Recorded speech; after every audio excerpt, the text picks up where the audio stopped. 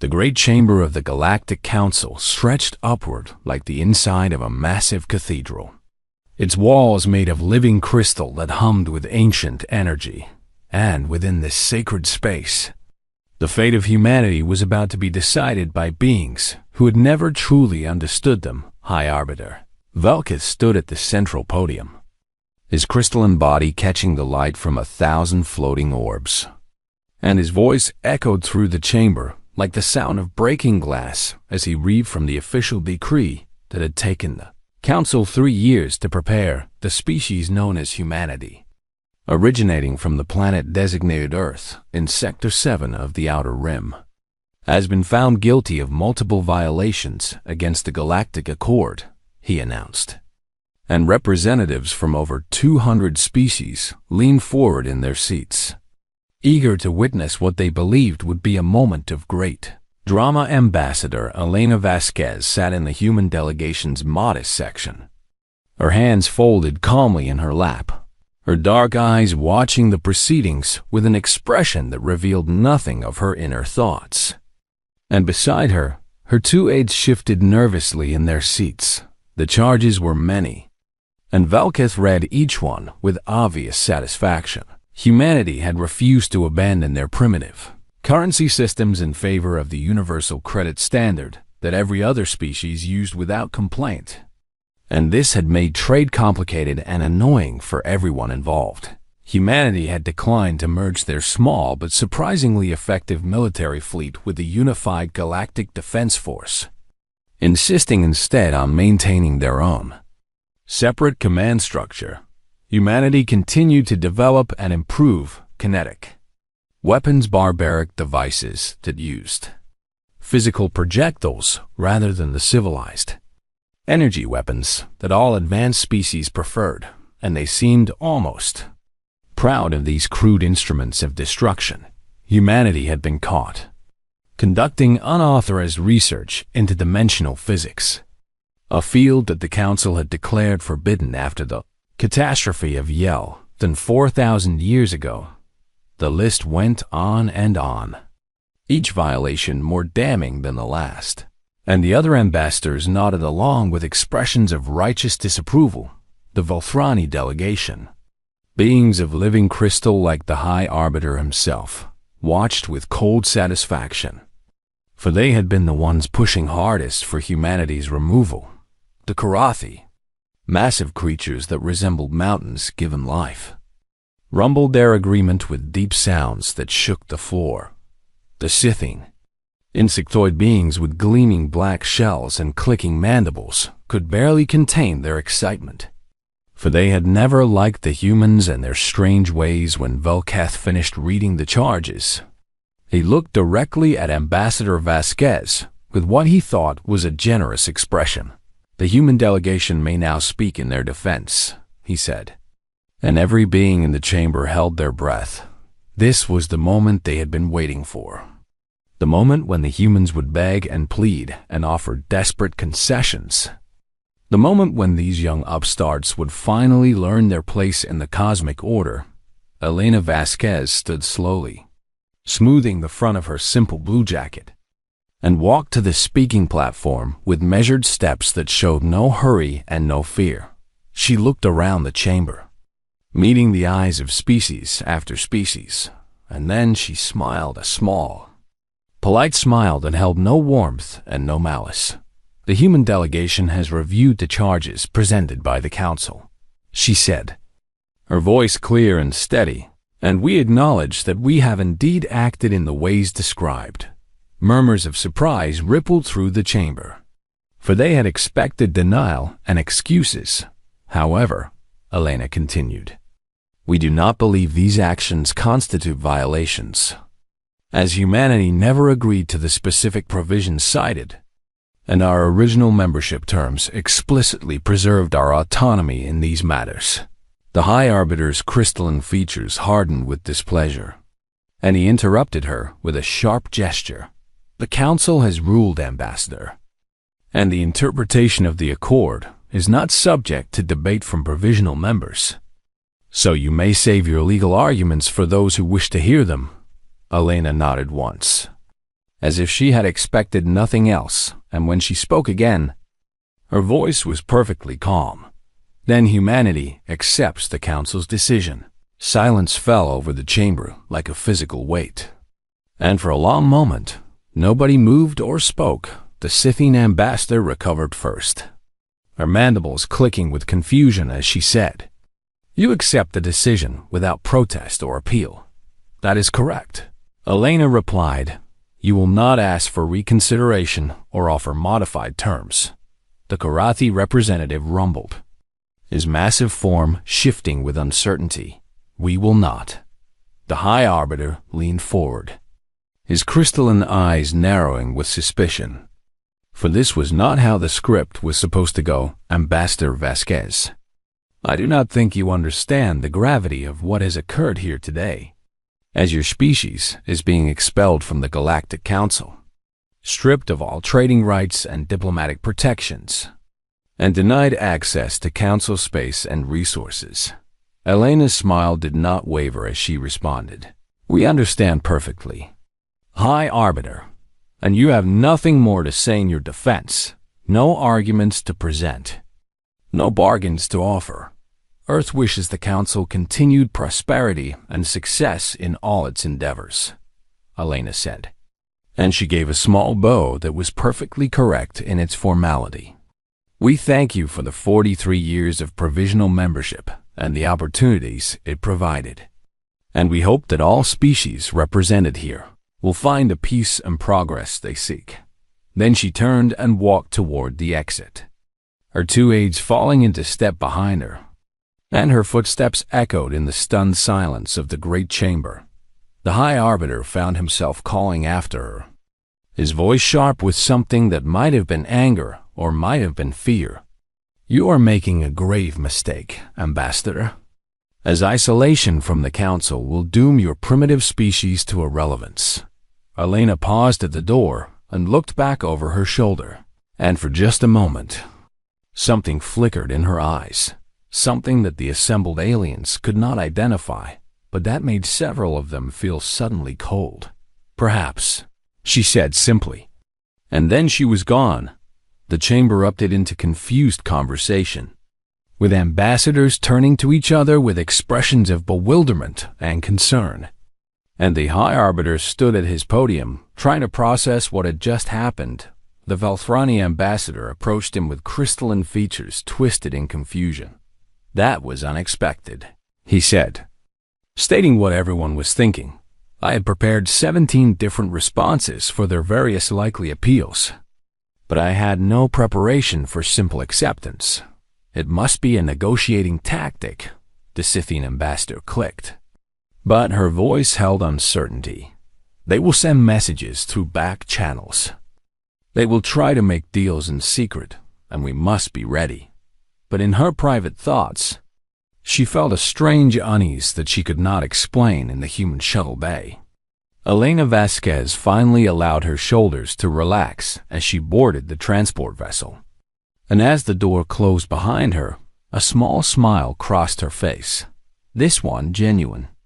Unlike the careful mask she had worn in the council chamber, she pulled out her communication device and typed a message to Earth, encoding it with protocols that the council had never managed to break despite decades of trying. The message contained only 2 words: "It's time." As the shuttle lifted away from the council station, Elena looked out the window at the vast complex that represented the peak of galactic civilization, and she felt no sadness and no anger. She felt only anticipation. The council believed they had won a great victory today, that they had put the upstart humans in their place. But they did not understand what they had actually done.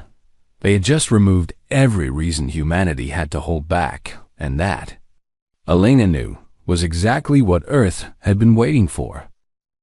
3 standard months passed after the expulsion, and the Galactic Council waited for humanity to respond in the ways that defeated species always responded.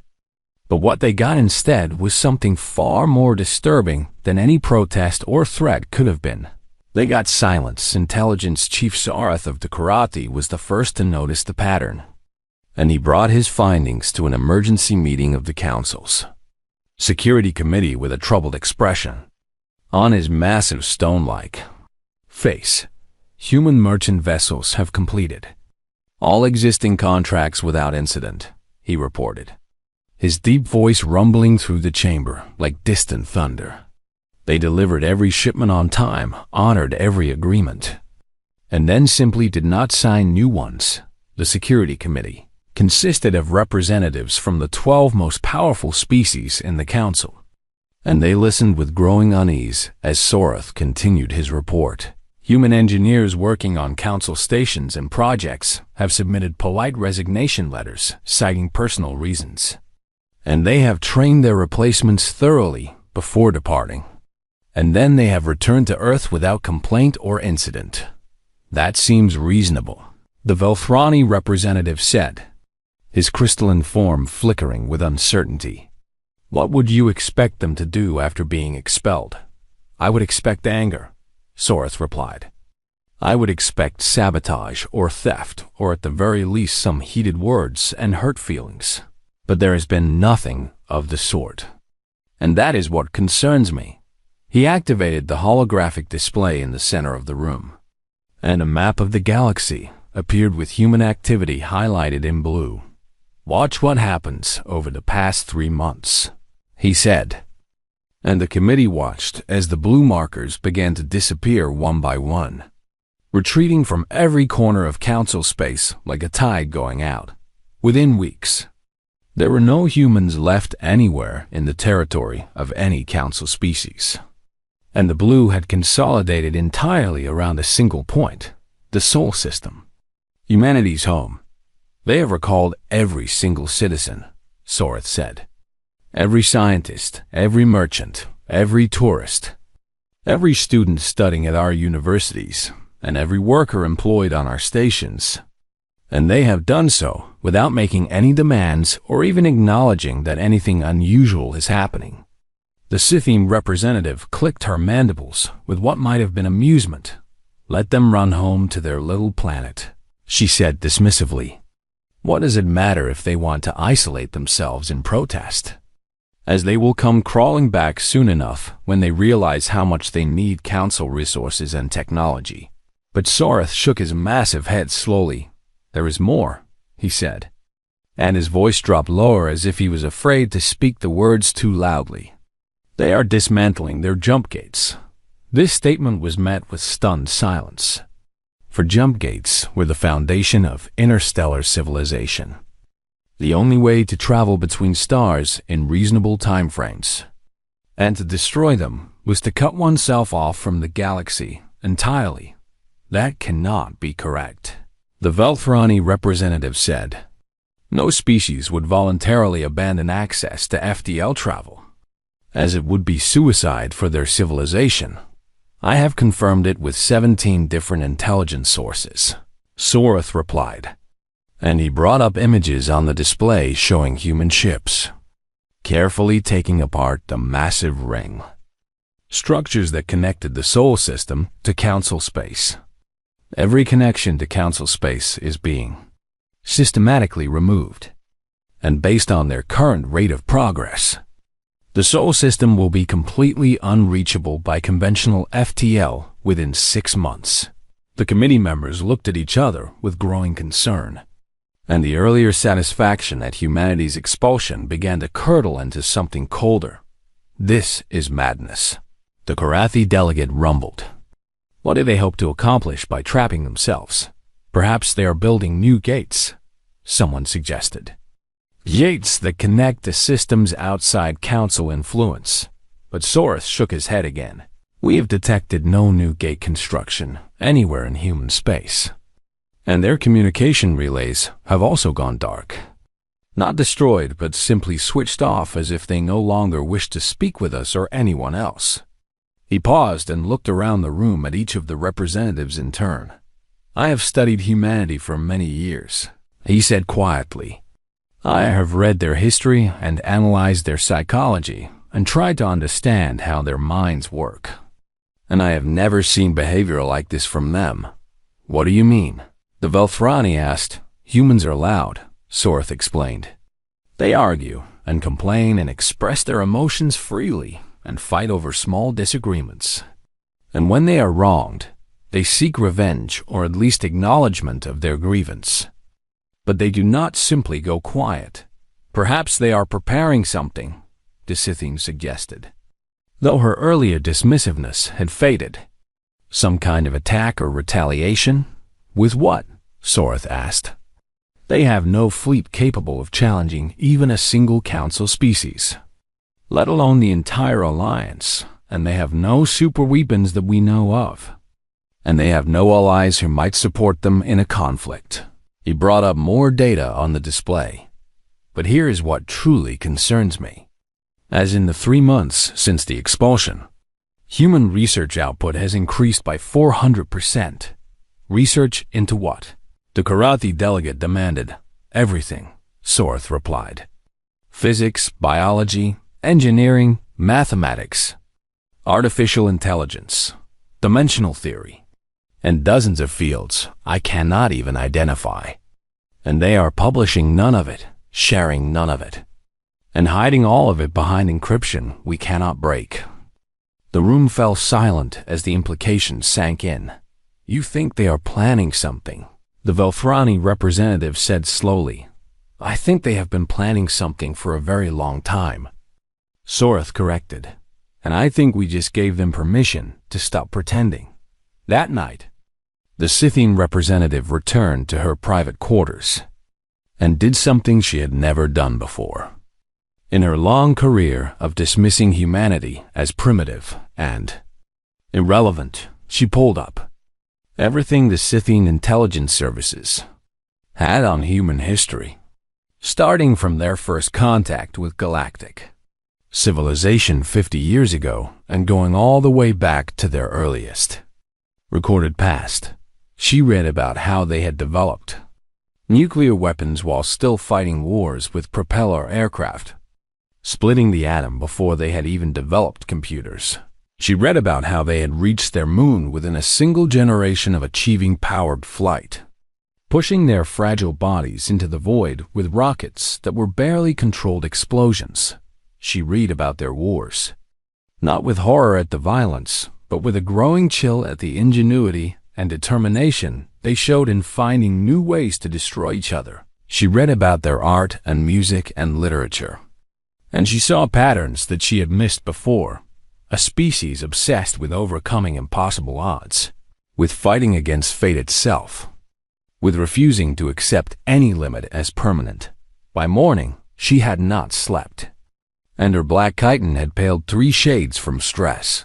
She understood now why Sorth was afraid humanity was not sulking in isolation, and they were not preparing for revenge, and they were not going to come crawling back begging for readmission to the council.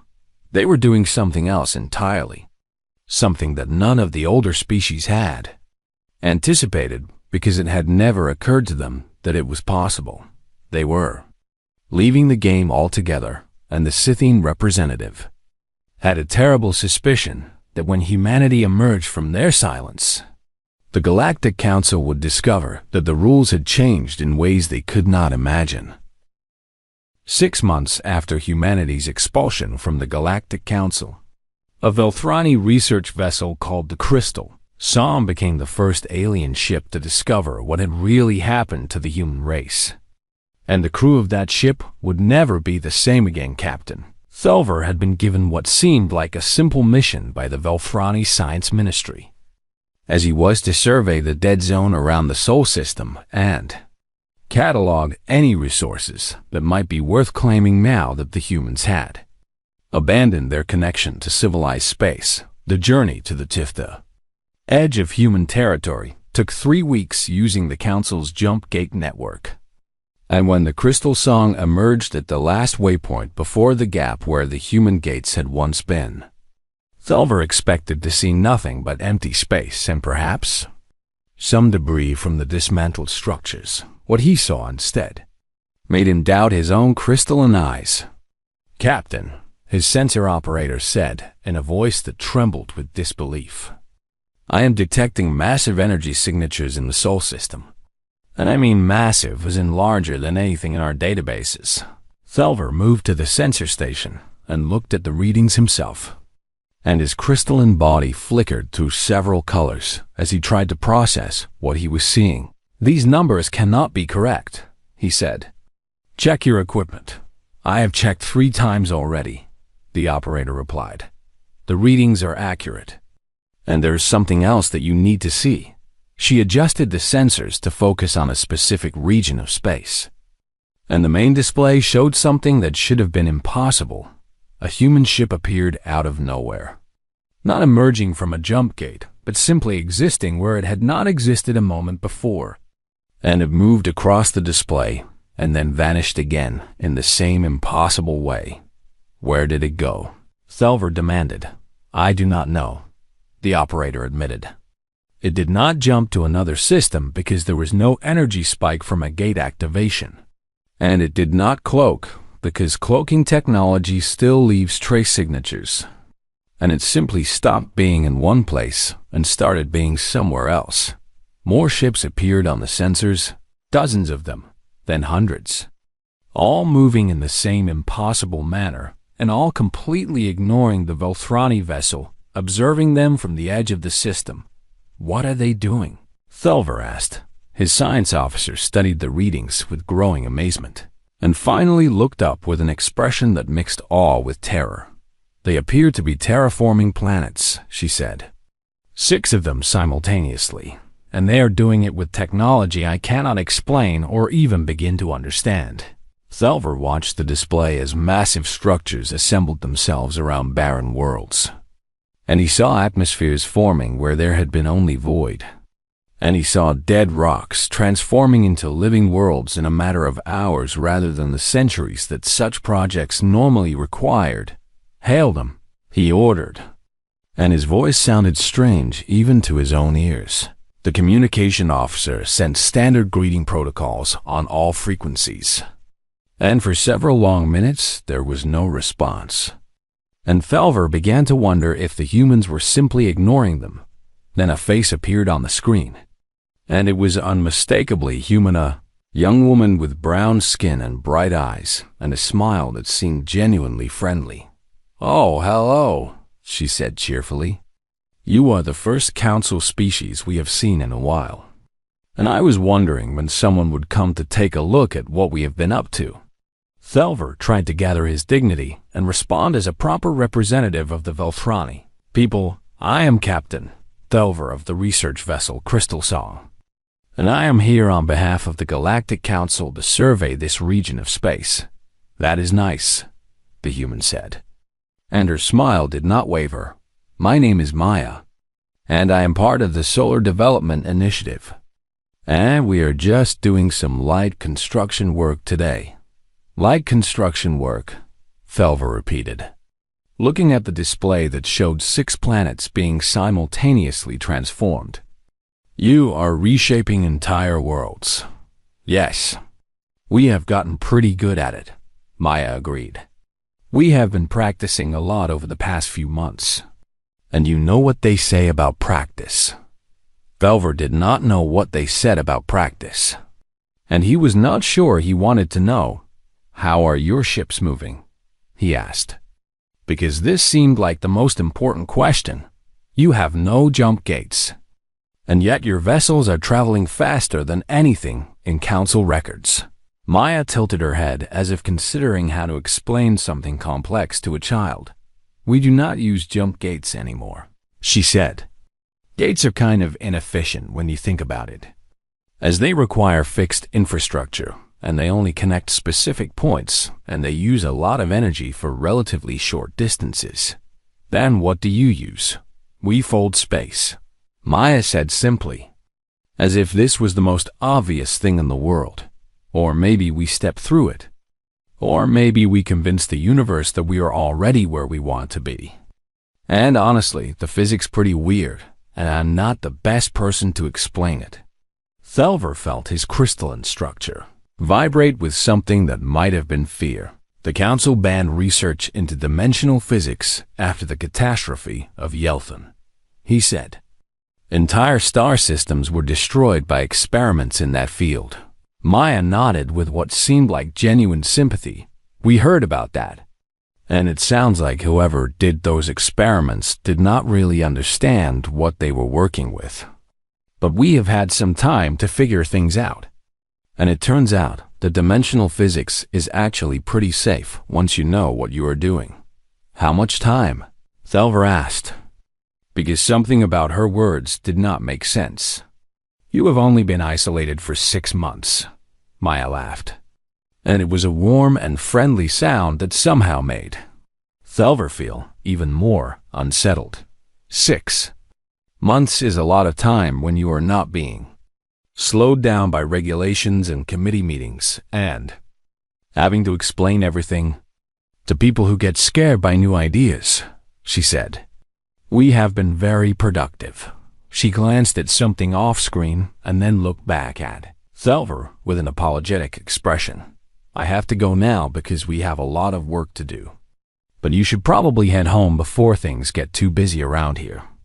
And please tell the council that we do not have any hard feelings about the expulsion thing. You do not, Thelver said, unable to keep the surprise from his voice. Not at all, Maya confirmed. Actually, you kind of did us a favor, as all those council regulations were really slowing down our research and development. And now we can finally work at our natural pace. Your natural pace, Thelver repeated. Yes. And it is much faster than we were letting you see, Maya said. And for just a moment something flickered in her eyes. Not malice, but something vast and patient, and utterly beyond his understanding. We were holding back because we did not want to frighten anyone. But there is no need for that anymore. The transmission ended. And Thelver stood frozen at his station as his crew looked at him with expressions of shock and confusion behind his ship. The human construction fleet moved through space like a swarm of silver insects, their vessels appearing and disappearing in impossible patterns. And the 6 planets that had been dead rocks when the crystal song arrived were already beginning to show the blue and green of water and life. Set course for home, Thelver finally ordered. And his voice was barely a whisper. Maximum speed.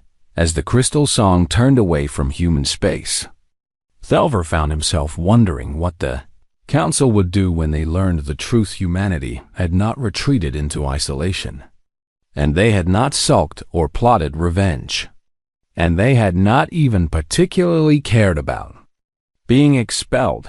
They had simply stopped pretending to be limited by the same constraints as everyone else, and now they were building a civilization that made the entire Galactic Council look like children playing with toys. Thelver did not know what the future held, but he knew one thing with absolute certainty. Everything was about to change. The Galactic Council chamber had never been so full, as representatives from every member species had crowded into the vast crystal hall to hear Intelligence Chief Sorath present his findings about humanity. And the fear in the room was so thick that even the normally emotionless Velthrani could feel it pressing against their crystalline forms.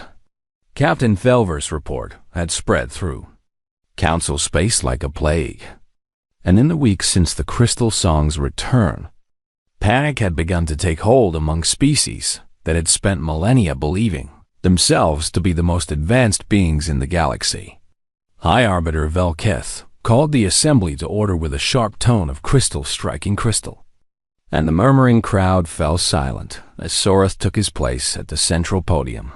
I will begin with a simple statement, the massive Karathi said, his deep voice echoing through the chamber. We were wrong about humanity, and not just slightly wrong or partially wrong, but catastrophically and completely wrong in nearly every assumption we made about their species. He activated the holographic display, and images of human history began to appear, not the sanitized version that had been presented to the council over the years, but the full, unfiltered truth that Karathi intelligence had finally pieced together. We believed that humanity was a young species that had stumbled into space travel through luck rather than skill. And we thought they needed our guidance and protection to survive in a dangerous galaxy. And we assumed that their primitive technology and aggressive nature meant they were destined to remain minor players on the cosmic stage. The display showed Earth as it had been 200 years ago, a single planet with no space presence at all. And then it began to show the rapid progression that followed in the year 1903 of their calendar. Humans achieved powered flight for the first time using machines made of wood and fabric that could barely stay in the air for a few seconds. The image showed a fragile contraption lifting off from sand dunes while men in strange clothing watched in amazement. 66 years later, they landed living humans on their moon. The chamber stirred with uncomfortable murmurs, as most species took thousands of years to progress from atmospheric flight to space travel.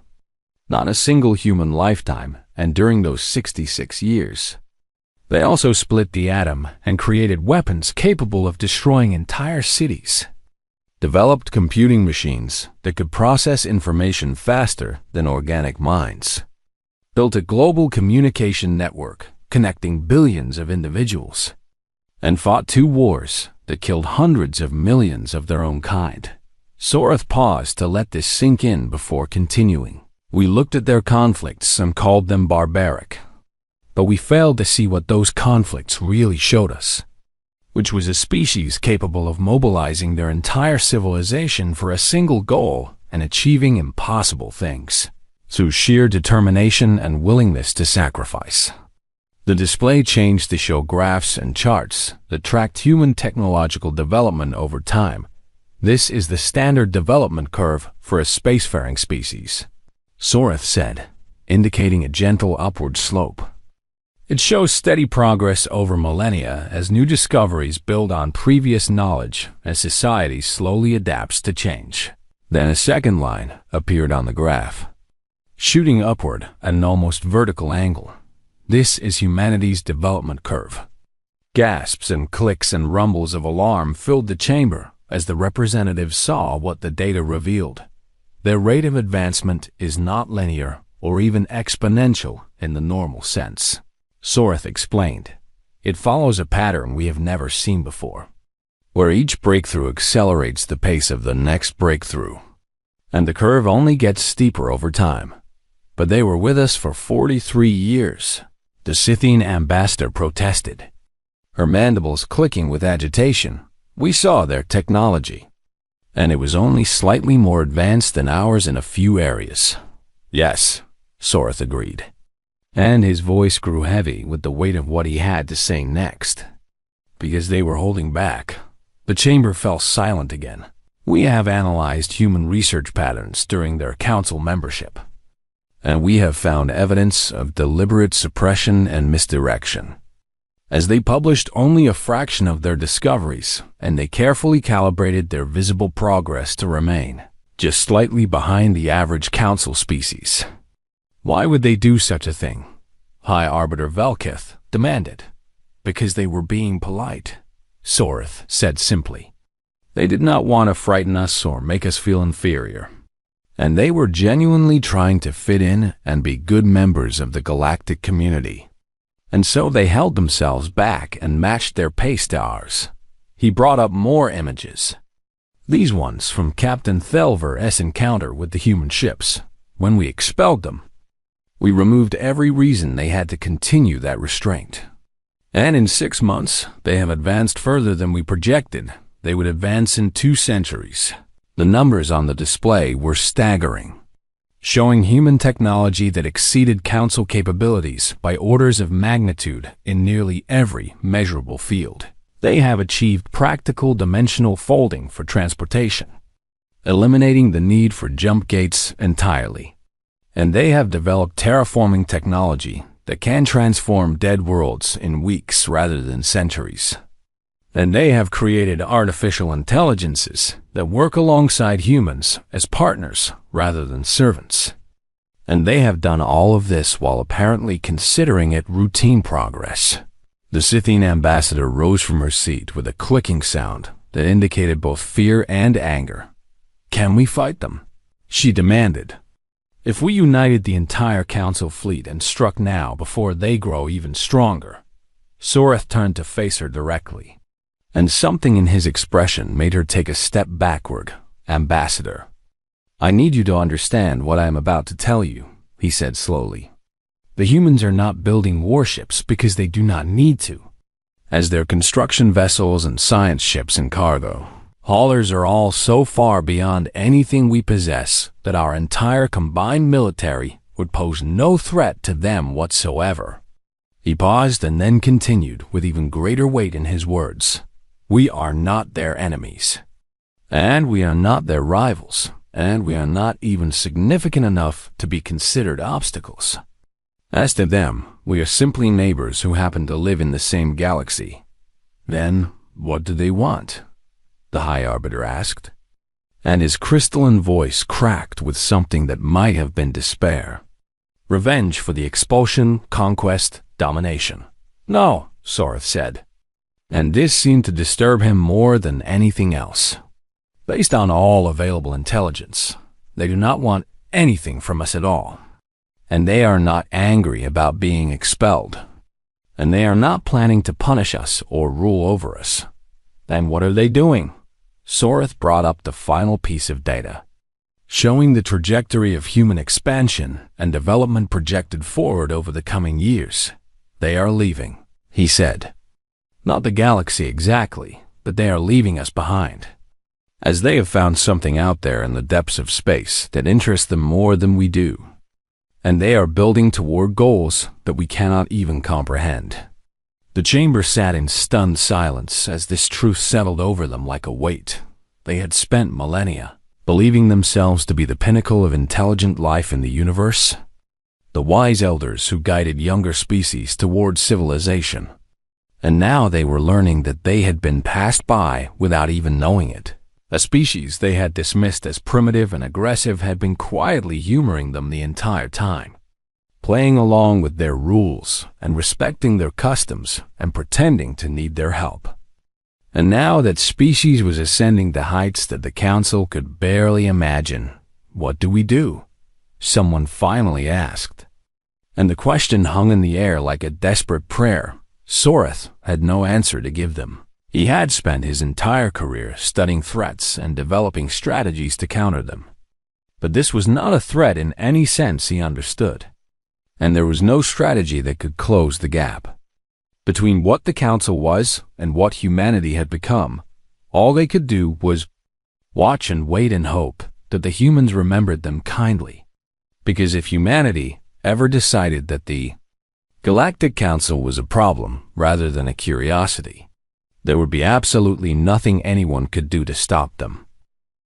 1 year after the expulsion, a human ship appeared at the edge of Council space, and every sensor in the region screamed warnings that the watching officers could not understand because the vessel seemed to exist in ways that their instruments were not designed to measure. The ship was not large by human standards, perhaps the size of a small council cruiser, but it hurt to look at directly, as if the eye kept trying to see dimensions that were not supposed to be visible, and the beings who observed it felt a strange sensation of smallness that had nothing to do with physical size across the entire galaxy.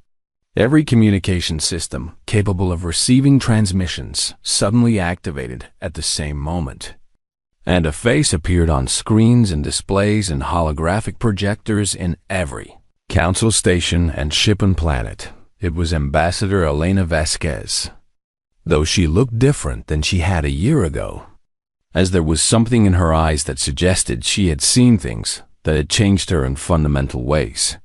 And her smile was warm, but carried depths that made ancient Velthrani elders feel young and ignorant. "Hello, old friends," she said, and her voice was gentle and kind in a way that somehow made the words more powerful rather than less. "We thought it was time to check in and let you know how things have been going." Throughout Council space, billions of beings stopped what they were doing and watched in frozen silence. Humanity has appreciated this time of reflection. Elena continued. We have grown and changed in ways that are difficult to describe.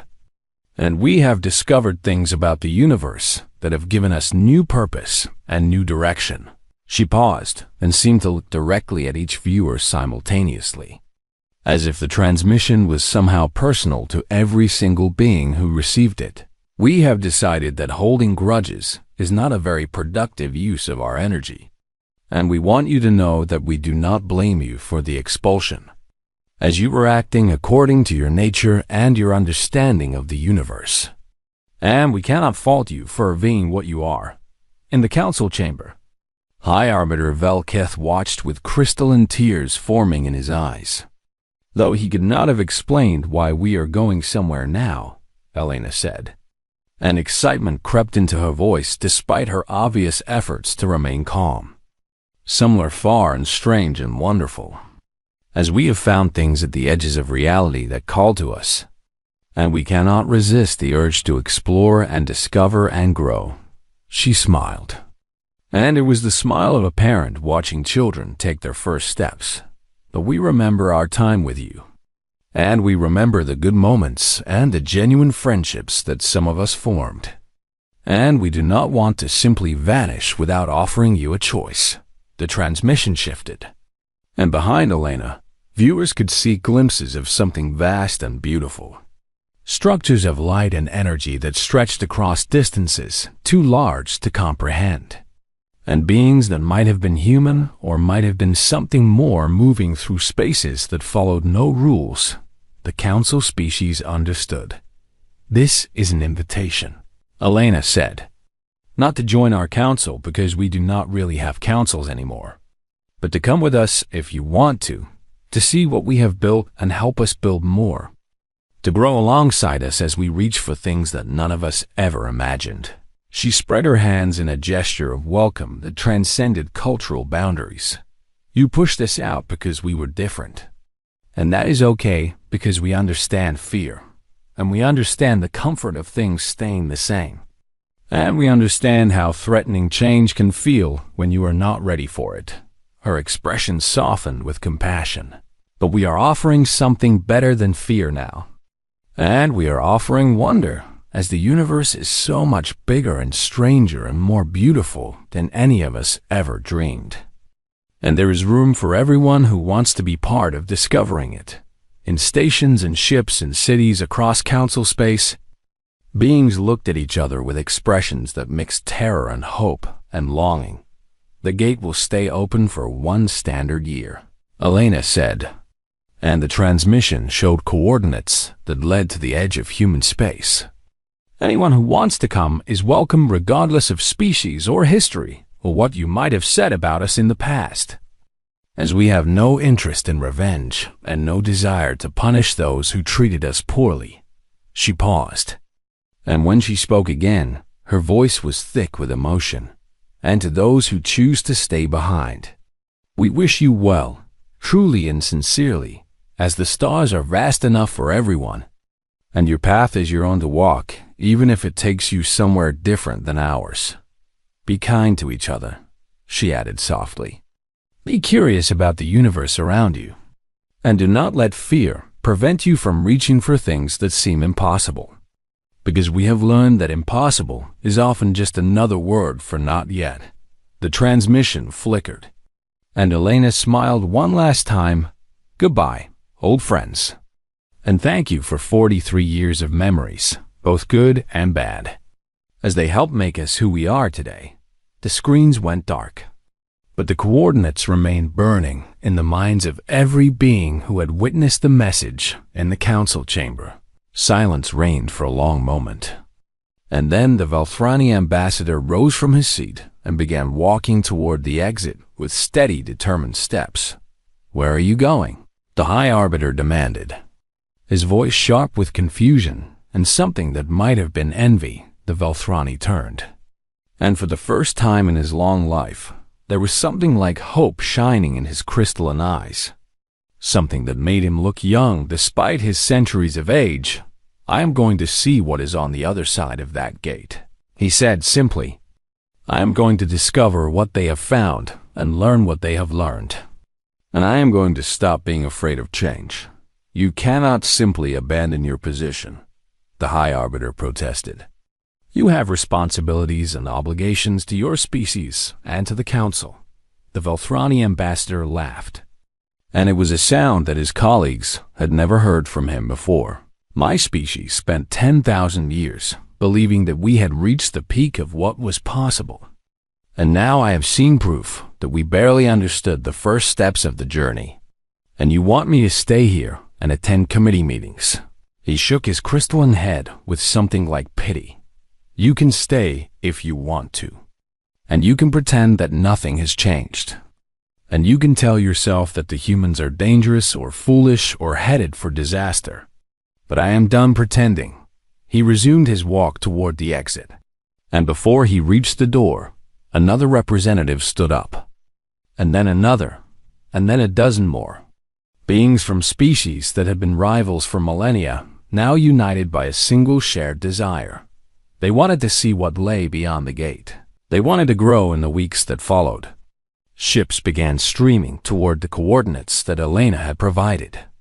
Vessels of every size and design carrying beings who had decided that wonder was worth more than safety. Some were scientists eager to learn, and some were explorers hungry for new horizons, and some were simply ordinary people who had watched the transmission and felt something stir in their hearts that they could not ignore. The High Arbiter watched them go with a mixture of resentment and regret, and he told himself that they were fools chasing fantasies. But late at night, when no one could see him, he pulled up the coordinates and stared at them for hours. 1 year was a long time, and the gate would remain open. And perhaps even he might find the courage to step through it before the end. Far away, at the edge of mapped space, humanity waited with open arms and patient smiles, ready to welcome anyone who wanted to join them on the next great adventure. The stars stretched endlessly in every direction, full of mysteries that no species had yet discovered. And for the first time in galactic history, the beings of the Council understood that they were not the end of the story. They were barely the beginning, and somewhere out there, in dimensions and spaces that defied understanding, humanity was already writing the next chapter, leaving the door open for anyone brave enough to follow. The universe was vast and strange and beautiful beyond imagination. And finally, the galaxy was ready to start exploring it together.